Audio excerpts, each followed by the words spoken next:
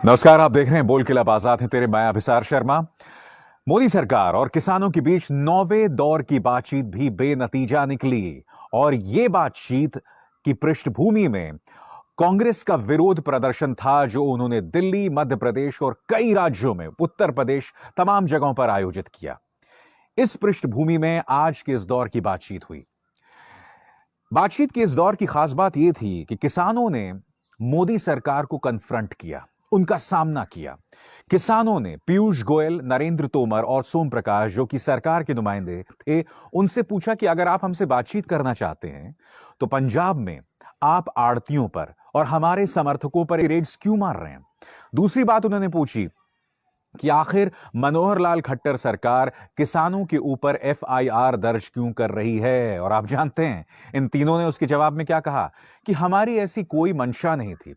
वाकई मुझे ये बात समझ नहीं आती कि मोदी सरकार और उसके मंत्री जो हैं वो किस दुनिया में रहते हैं। इनकी सोच क्या है, ये जो है कल्पना से भी विचित्र है। आप किसी के खिलाफ एफआईआर दर्ज कर रहे हैं, आप किसी पर लाठियां चलवा रहे हैं, आप बाकायदा इनकम टैक्स रेड्स मार रहे हैं और आप कहते हैं कि हमारी मंशा नहीं है। आप वो तमाम चीजें कर रहे हैं जो एक अत्याचारी जो है वो पीड़ित के ऊपर करता है, और फिर आप कह रहे हैं कि हमारी मंशा नहीं है। दोस्तों, ये बातचीत इस बात की पृष्ठभूमि में भी हो रही है कि सुप्रीम कोर्ट 4 सदस्यों की एक समिति घोषित करती है। दिलचस्प बात यह है कि ये चारों के चारों भारतीय जनता पार्टी समर्थक और इस किसान बिल के समर्थन में है।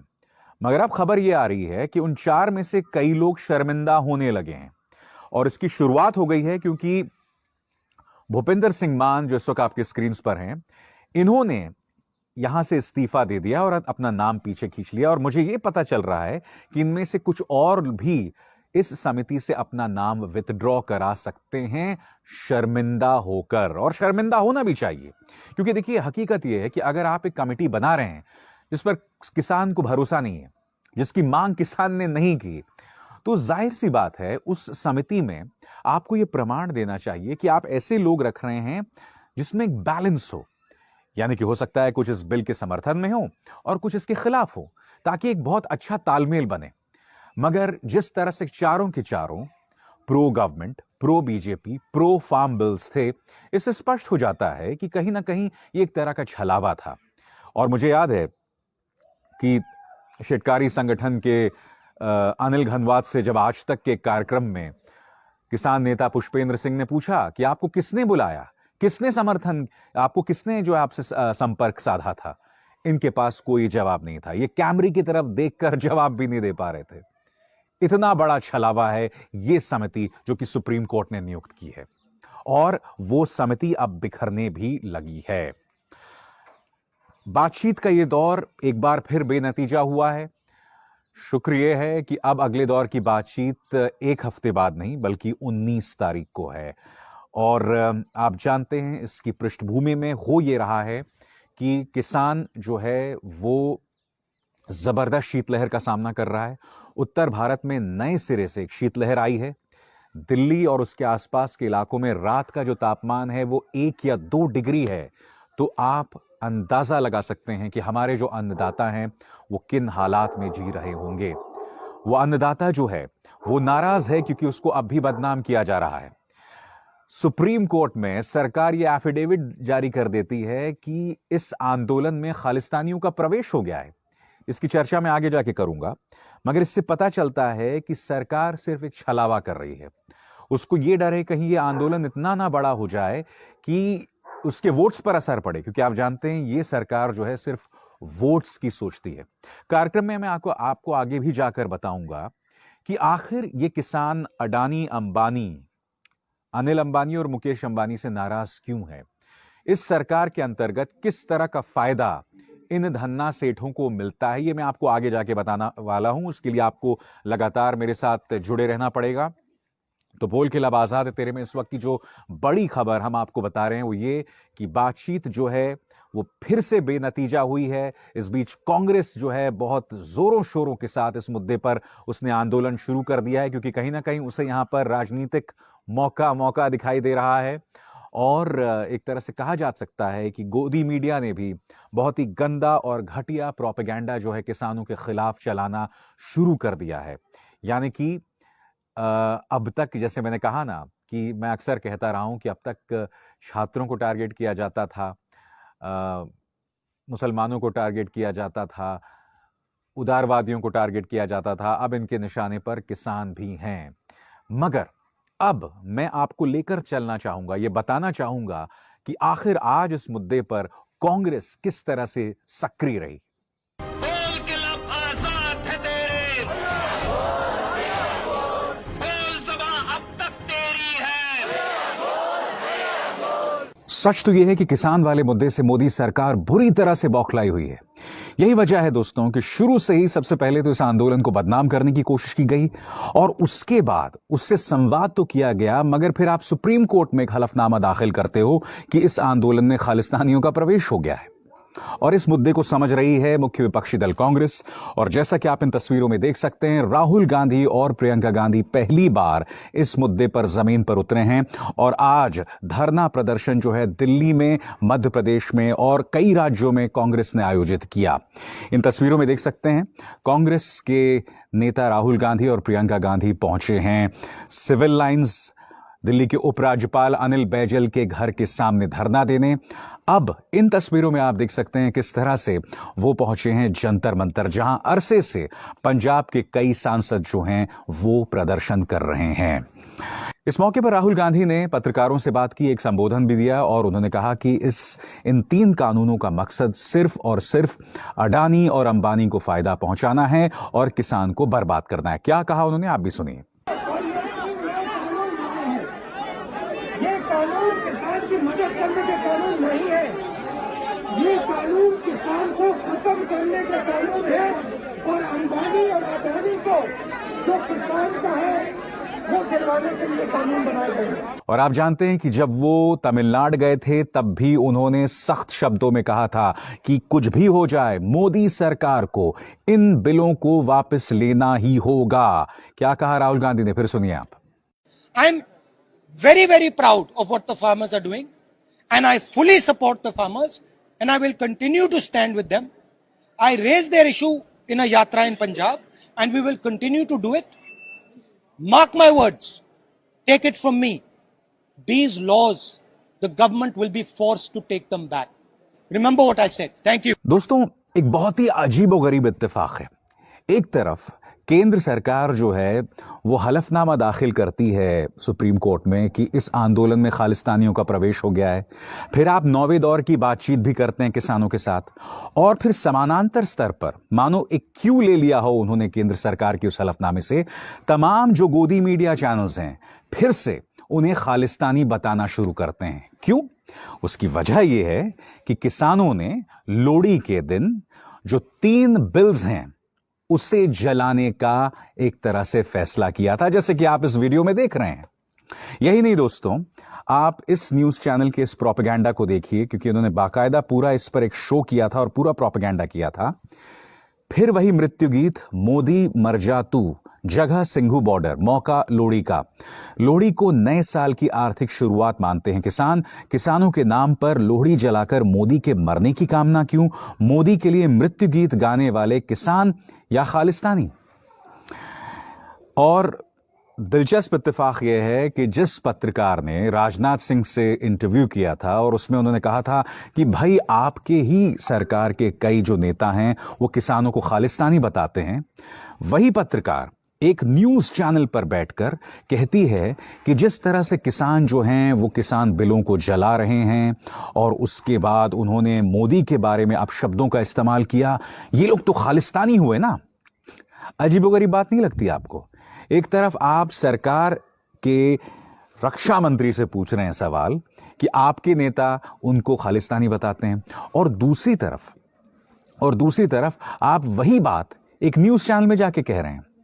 आज मैं एक सवाल पूछना चाहता हूं, अगर गाली देना, अगर बदमिजाजी करना एक पैमाना होता किसी को खालिस्तानी या आतंकवादी बताने का, तो भारतीय जनता पार्टी के तो आधे से ज्यादा नेता आतंकवादी होते।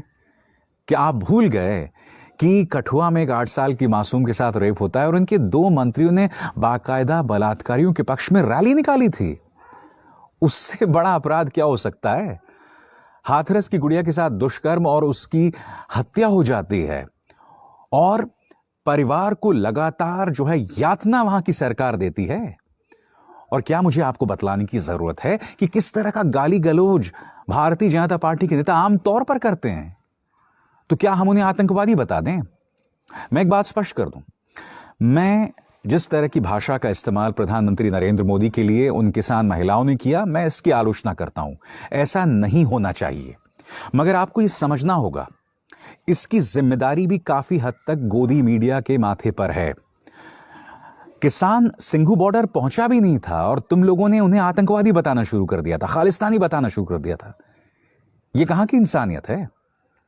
उन्हें मौका तो दो अपनी बात रखने का। उन्हें पहले से ही बदनाम किया गया और फिर आप उन्हें लगातार बदनाम करते रहो। 60 से ज्यादा किसान उनकी आंखों के सामने मर चुके हैं। प्रधानमंत्री ने उस मुद्दे पर अब तक एक शब्द नहीं कहा। वो अपने सामने तमाम चीजें देख रहा है। किसान वहीं सिंघू बॉर्डर पर खड़े खड़े आत्महत्या कर रहा है। क्या सरकार में या गोदी मीडिया में किसी का दिल पसीज रहा है? आप उसे लगातार बदनाम कर रहे हैं, उसे गाली दे रहे हैं। और इस आक्रोश में, इस फ्रस्ट्रेशन में किसान क्या करेगा, मैं आपसे जानना चाहता हूं। वो भी तो इंसान है ना। और इंसान क्या करता है? देखिए, जब इंसान को आप लगातार टारगेट करते हैं, उसे लगातार आप निशाना बनाते हैं, तो उसके भी तो सब्र की सीमा होती है या नहीं? होती है ना। सबसे पहले उस किसान को इंसान के तौर पर लीजिए, इंसान की तरह उसके साथ बर्ताव कीजिए, क्योंकि धन्ना सेठों के साथ आप क्या करते हैं वो तो हम सब देख रहे हैं। किसान को आप लगातार बदनाम करते हैं। और आपको क्या लगता है वो किसान गौतम अडानी, अंबानी को आखिर क्यों टारगेट कर रहा है? उसके लिए आपको कहीं और जाने की जरूरत नहीं है। सिर्फ आज इंडियन एक्सप्रेस के पहले पन्ने पर जाइए। वो खबर जो 27 मार्च 2019 को न्यूज क्लिक के रवि नायर आपके सामने पहले ही ला चुके हैं। मगर क्या कहता है इंडियन एक्सप्रेस की रिपोर्ट आपके स्क्रीन पर? और यही खबर 27 मार्च 2019 को न्यूज क्लिक के रवि नायर ने की थी। यह खबर यह कहती है कि जैसा कि आप जानते हैं कि 2014 के बाद गौतम अडानी को भारत के अंदर 6 हवाई अड्डों की जिम्मेदारी मिल गई है। उसके रखरखाव, उसकी तमाम चीजों की जिम्मेदारी, यानी कि 6 एयरपोर्ट्स कैसे चलाए जाएं, इसकी जिम्मेदारी गौतम अडानी के हाथ में है। क्या आप जानते हैं इस बात को लेकर किसी और ने नहीं बल्कि सरकार के अंदर वित्त मंत्रालय और नीति आयोग ने किया था? यह कहती है इंडियन एक्सप्रेस की रिपोर्ट। और यही रिपोर्ट थी न्यूज क्लिक की जो हमने की थी 27 मार्च 2019 को। और यह रिपोर्ट क्या कहती है मैं आपको बताता हूं। आपके स्क्रीन पर इंडियन एक्सप्रेस और न्यूज क्लिक दोनों की reports. Department of economic affairs ने क्या कहा था यह मैं आपको पढ़ के सुनाता हूं। ये 6 हवाई अड्डे परियोजनाएं अत्यधिक पूंजी वाली परियोजनाएं हैं, यानी कि बहुत पैसा इसमें लगा हुआ है। इसलिए बड़े वित्तीय जोखिम और परफॉर्मेंस के मुद्दे को तथ्य देते हुए इस खंड में शामिल करने का सुझाव किया गया है कि एक बोली लगाने वाले को 2 से अधिक हवाई अड्डे नहीं दिए जाएंगे। उन्हें विभिन्न कंपनियों को देने से यार्डस्टिक प्रतिस्पर्धा भी आसान होगी। 2 चीजें यहां पर डिपार्टमेंट ऑफ इकोनॉमिक अफेयर्स ने कही थी। पहला कि एक कंपनी को 2 से ज्यादा आप मत दीजिए हवाई अड्डे, और अगर आप ज्यादा से ज्यादा कंपनियों को हवाई अड्डे देंगे तो इसमें कंपटीशन बढ़ेगा। यह सरकार के अंदर यानी कि वित्त मंत्रालय ने नसीहत दी थी। उसके बाद अपने तर्क को समर्थन देने के लिए डीईए यानी कि वित्त मंत्रालय ने कहा कि दिल्ली और हवाई अड्डे, इन दोनों जगहों पर जो बोलीदाता था यानी जो बिडर था वो जीएमआर नाम की कंपनी थी, मगर उसे दोनों हवाई अड्डे नहीं दिए गए। साथ ही उन्होंने जिक्र किया दिल्ली में जो बिजली का प्राइवेटाइजेशन हुआ है, दिल्ली का जो बिजली का जो निजीकरण हुआ है, इसे दिल्ली के बिजली वितरण के निजीकरण के लिए भी संदर्भित किया गया था। दिल्ली विद्युत वितरण निजीकरण के मामले में शहर को 3 क्षेत्रों में बांटा गया और 2 कंपनियों को दिया गया।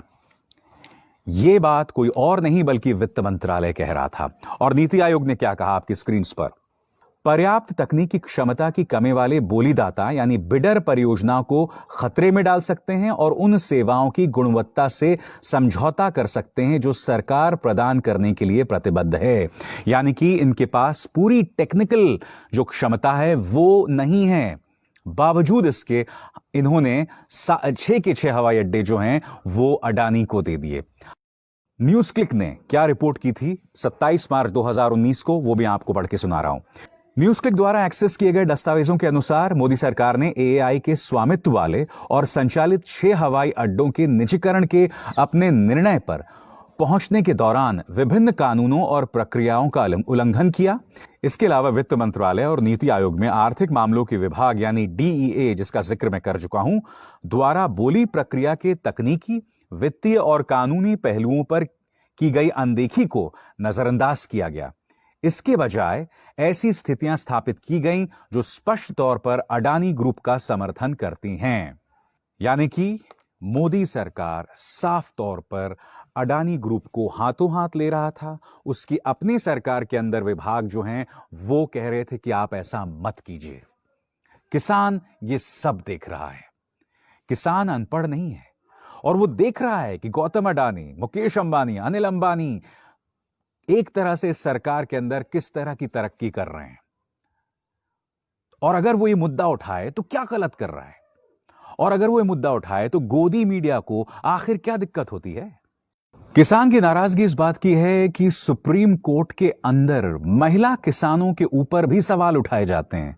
जी हां, चीफ जस्टिस बोबडे कहते हैं कि ये महिलाएं क्या कर रही हैं, ये बच्चे और बुजुर्ग क्या कर रहे हैं। जबकि महिला किसानों का कहना है कि हम पुरुषों के साथ कंधे से कंधा मिलाकर आंदोलन कर रहे हैं, आप हमारी तौहीन करना बंद कीजिए।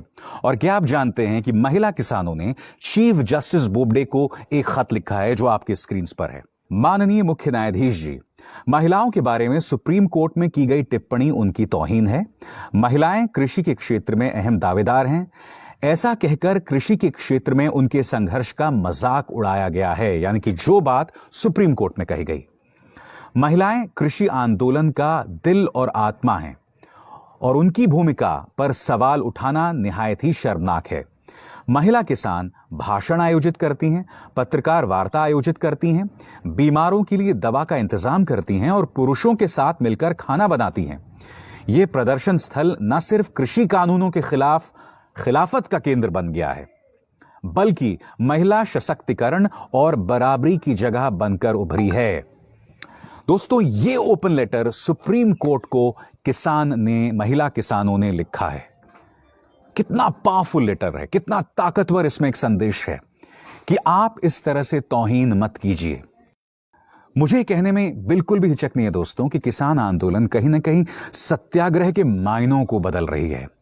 जी हां, एक सत्याग्रह हमने आजाद भारत के लिए जो स्वतंत्रता संग्राम हुआ था उसके लिए देखा था, और अब सिंघू बॉर्डर पर जिस तरह से किसान बैठा हुआ है, जिस तरह से वो अपने बात रखने की कोशिश कर रहा है, बावजूद इसके कि प्रचार तंत्र उसके खिलाफ है। क्योंकि दोस्तों, दिक्कत क्या है, अब तक हम क्या सोच रहे थे कि गोदी मीडिया या भारतीय जनता पार्टी का प्रचार तंत्र सिर्फ जेएनयू को बदनाम कर सकता है, अलीगढ़ मुस्लिम यूनिवर्सिटी को बदनाम कर सकता है, जामिया मिलिया इस्लामिया को बदनाम कर सकता है, मुसलमानों को बदनाम कर सकता है नागरिकता बिल के बहाने। हमने कभी यह नहीं सोचा था कि किसान जो हमारा अन्नदाता है उसे भी बदनाम किया जा सकता है। वाकई इस आंदोलन के बहाने गोदी मीडिया कतई नंगई पर उतर आई है। और मैं नहीं जानता हूं दोस्तों कि ये पत्रकार, ये एंकर्स, ये संपादक घर में जाकर अपने बीवी बच्चों का किस तरह से सामना करते होंगे। क्योंकि अगर आप किसानों के लिए इस तरह के अपशब्दों का इस्तेमाल कर रहे हैं, उसके खिलाफ एक पूरी भीड़ खड़ी कर रहे हैं, तो मैं नहीं जानता हूं दोस्तों कि आप इस देश में किस तरह का निजाम चाहते हैं, किस तरह का माहौल चाहते हैं। यह अपने आप में बहुत शर्मनाक बात है। तो बोल के लब आजाद है तेरे में, बस इतना ही। अभिसार शर्मा को दीजिए इजाजत।